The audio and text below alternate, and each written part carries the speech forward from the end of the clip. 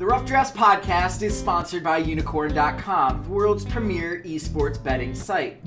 Bet on your favorite games like CSGO, Dota 2, and League of Legends, and earn Unicoins through successful bets, or use Unicorn's exclusive Connect program, where you can earn Unicoins just by playing some of your favorite games. Use your earnings to enter Unicorn's raffles for exciting prizes like Logitech peripherals or CSGO skins.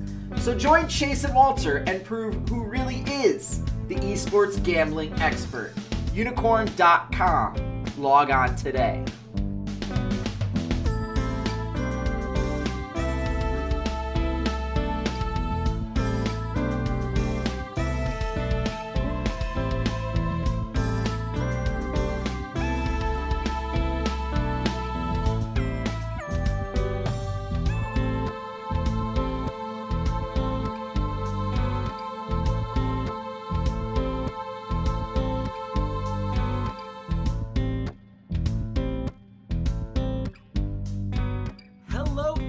This is Chase, RedShirtKing, Wassenar, and welcome to Day 3 of our North American LCS Team-by-Team preview podcast series.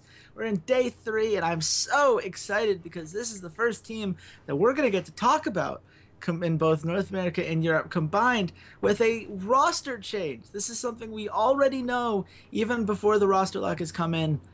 This move has been announced. It's an exciting one. I think it's definitely going to be interesting, and I can't think of anyone I'd rather break this down with than my good friend and co-host Walter Ceades Fedczuk. Walter, how are you doing, man? Oh boy, so this move. I have some thoughts on it. I have some feelings on it. I mean, I'd sure hope so. We are recording a podcast. I mean, so. Yeah, it sort of helps.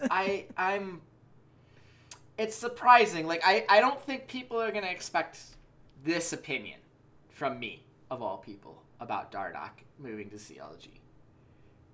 I'm very worried. Okay. I'm very worried.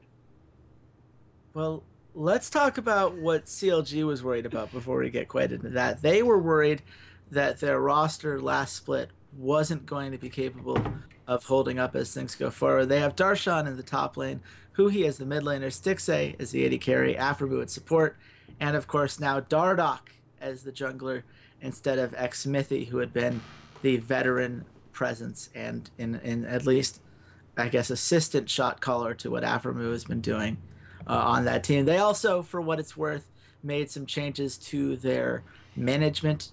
You're looking at things like their LCS development coach, and they've done a whole bunch of team building exercises during the offseason, which I'm sure will matter. Maybe we'll see how that goes. But Walter, was this a CLG team? Were they fair to be worried after the spring split? Do you think it was the right decision for them to make a move given what we just watched? Yeah, I think a change was something that CLG had to strongly consider, because now this would have been the third split. They had one really, really good split.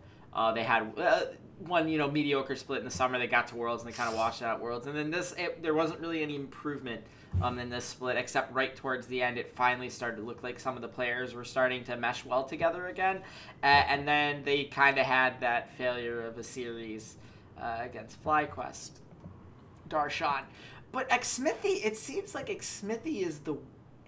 I don't know. I don't know why Xmithy. Xmithy doesn't seem like he is the main problem on the team. It felt like it was more the solo lanes. Like, Xmithy, you weren't expecting him to be the hard carry. You didn't need him to be this exceptional playmaker in any regard. You need your laners to be consistent. You need your laners to be the guys that are making plays over the course of the entire game. Your jungler, while he does have roam over the entire map, can be limited in how much he can impact a game. And you can't put a jungler in split push, really, unless they're like a full AD Master Yi, which I don't see anyone playing full AD Master Yi. You need someone that can go into the sideways and can control the sideways and could go up against a Nautilus or a Rumble or a Kennen. Like, your top, like, I really thought if they were going to replace anyone, it would have been Dardoch. And I thought they were going to go after a nice, young, top lane talent.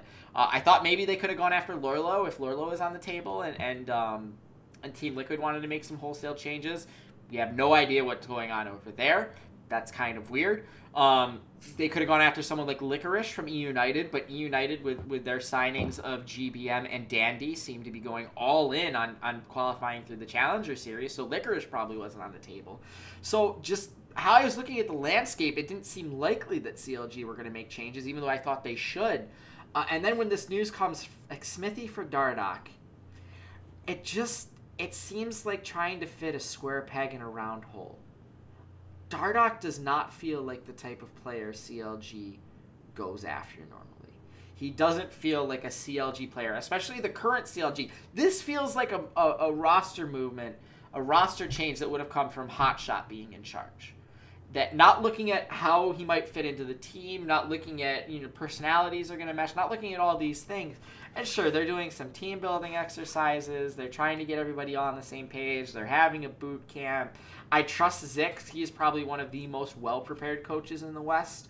And their scouting staff and everything. But just at the end of the day, Dardoch seems so counter to everything that CLG has done over the past year and a half.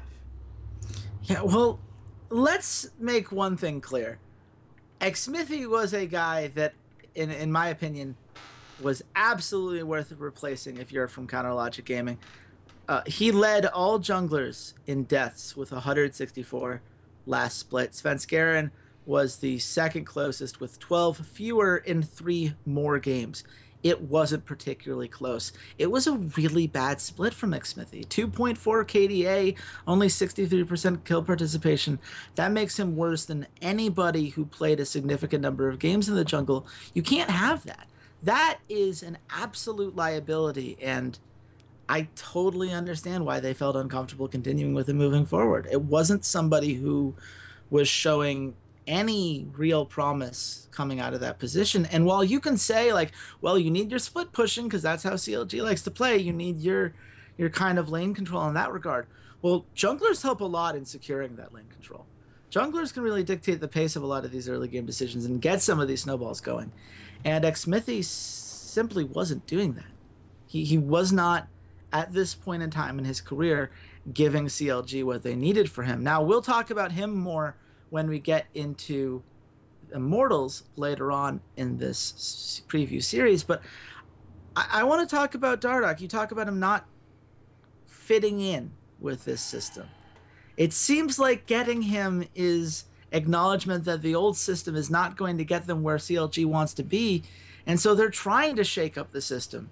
So why is that shake up something that really concerns you? As someone who is a huge Dardoch defender in a lot of ways. My problems aren't with Dardoch.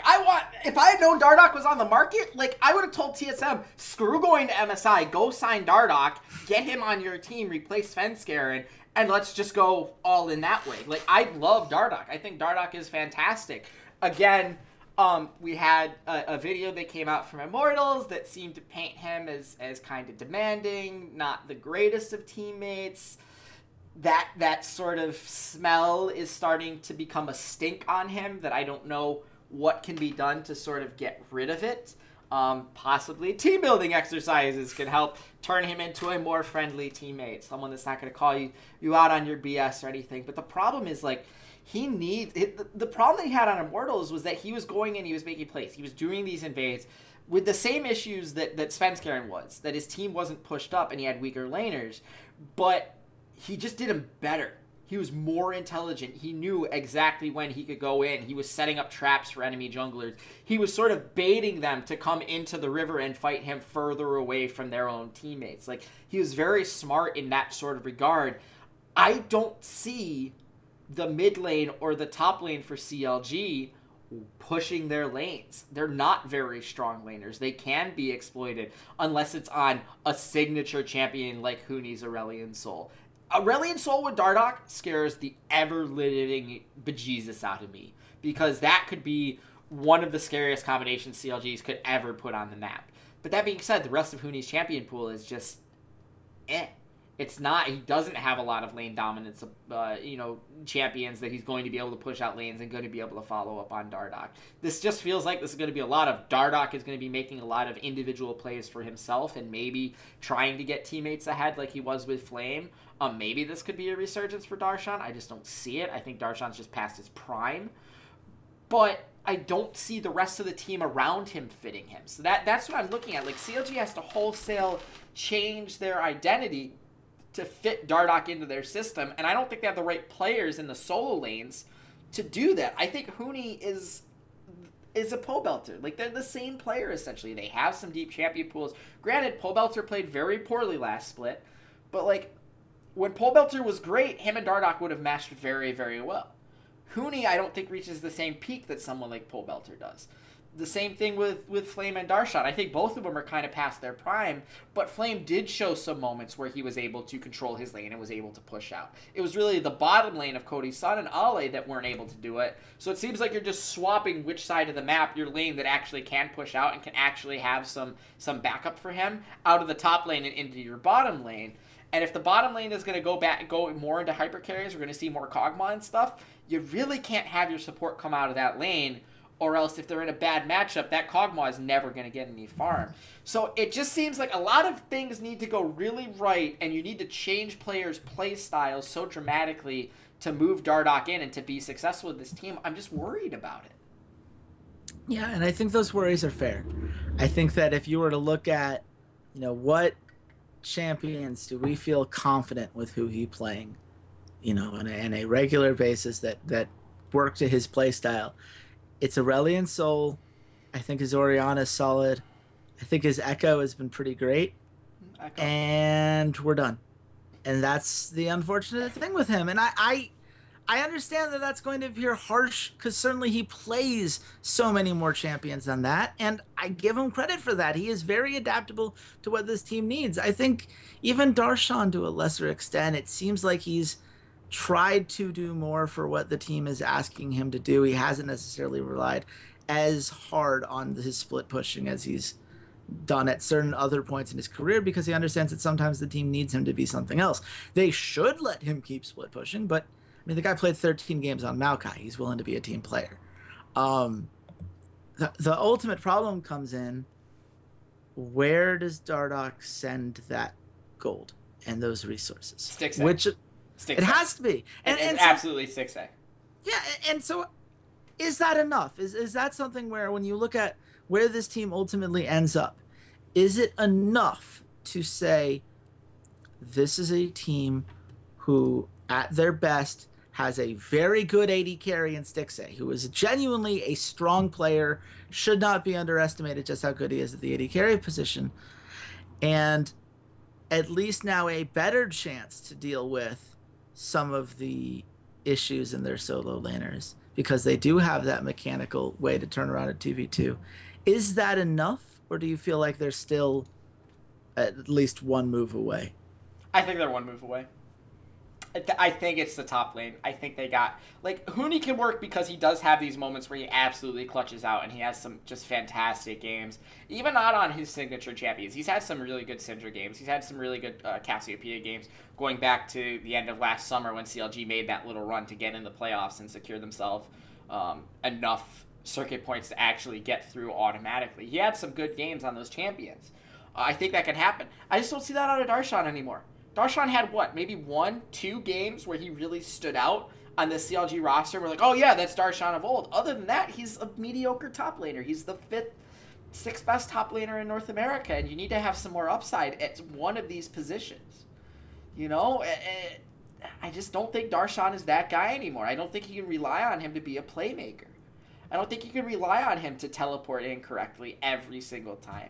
And if you get rid of him, then you have an open import slot that you could use for a Korean top laner, or you could go a North American top laner and bring in a different Korean mid laner. You could do a whole bunch of things if you're CLG in this off season, but they have to go all in on saying, all right, well, we're going to be shifting our play style into Stixxay and Dardoch here, to keep those guys here in the offseason. Because if CLG isn't successful, if they don't make it to Worlds, if they aren't competitive, I could very easily see Dardoch and Stixxay just moving on and going someplace else. Yeah, I mean, Dardoch in particular is not a guy who strikes me as someone who is going to stick around for any sort of rebuilding process. I think he wants to win now. I think he looks at Ziggs as a guy who certainly has the strategic understanding that you would want from a team to be really good. I think that they're going to have to prove that they could do it in the first half of the season as well as the second. Too often, I think CLG starts off slow and then picks up as the season goes on. I think it cost them in their seeding in the 2016 summer split, and I think that it came on just a little bit too late to hammer out some of those issues in the last split. Mm-hmm. And so I want to see them put it together for an entire split. I want to see either Darshan or Huhi step up, but it does feel like they need at least one genuinely strong solo lane rather than two okay, but improvement would really be necessary if you want to take the next step. Mm-hmm. But, Stix A is going to be there, and their team fighting is going to work out. So that's going to be something that they'll always have in North America. Sometimes that's enough. Where do you think they end up, Walter? If you had to put a place on it. 5th, 6th. Yeah. I think they're probably one of the first two teams they have to fight in the gauntlet. I think that's fair. And I don't think they go to Worlds. I think a lot of it's going to depend on who you think has taken a step forward. I think one of the big problems with North America is who's the next man up. I think that we both agree that there's at least one team that is likely to fall down a little bit from what they did last split. Someone else will have to take that step forward, but I think that it can be done. I have more faith in what other teams have done than I do in a CLG team that right now has added a variable that I don't know how they're going to be able to deal with, both from a gameplay perspective and an out-of-game perspective. And if it works, for the record, it's going to be really fun, and it'll be the revitalization of Darshan or Huhi's career, and I will be glad to watch it. I'm certainly rooting for them to figure it out. Certainly, if anyone can, it's going to be Zix. Zix is a smart coach. He understands the game. He understands the players that he's been working with for 3 full splits now, and I think he should be well aware of Dardoch's strengths at this point in his career. I'm not seeing it the way that I wish I could see it. But you know what?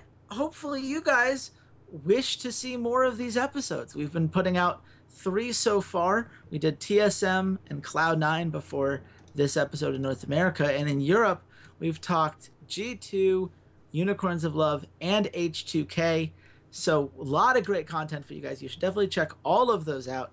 If you haven't already, you should subscribe down to the podcast, either on YouTube here, hit that nice subscribe button at the Rough Drafts podcast page, or soundcloud.com/esportsroughdrafts. You can also follow us on social media if you want to hear all of our thoughts throughout the entire season. Walter, where can the nice people at home find you? I am at Ceades_LOL. Awesome. And I'm at RedShirtKing. You'll be finding my thoughts. I love talking to you guys, so please feel free to message me. Let's keep the conversation going, and read my stuff over at unicorn.com, because I've been writing a lot over for them. And there should be an article by the time you guys are listening to this. There should be something that's either come out or coming out very soon. So stay tuned for that, and stay tuned for our next team, because if we're going to look at one side of this X-Smithy Dardoch trade, it's only fair that we look at the other side of the coin as well. So until then, goodbye, Internet. Hey there, Ceades here. Thanks for checking out the podcast. And if you enjoyed today's episode, consider supporting us at www.patreon.com/roughdraftspod. For just $1 a month, you can join your fellow listeners in our patron-only Discord channel and help keep the content coming, or join our VIP club, where $1 a show or $8 a month gets you first priority on all patron content, like our patron-only Q&As. And check us out on all of our social media: Twitter @RoughDraftsPod, Facebook.com/RoughDraftsPod, SoundCloud.com/esportsroughdrafts, as well as on iTunes and YouTube by just searching for the Rough Drafts Podcast. Thanks for listening, and goodbye, Internet.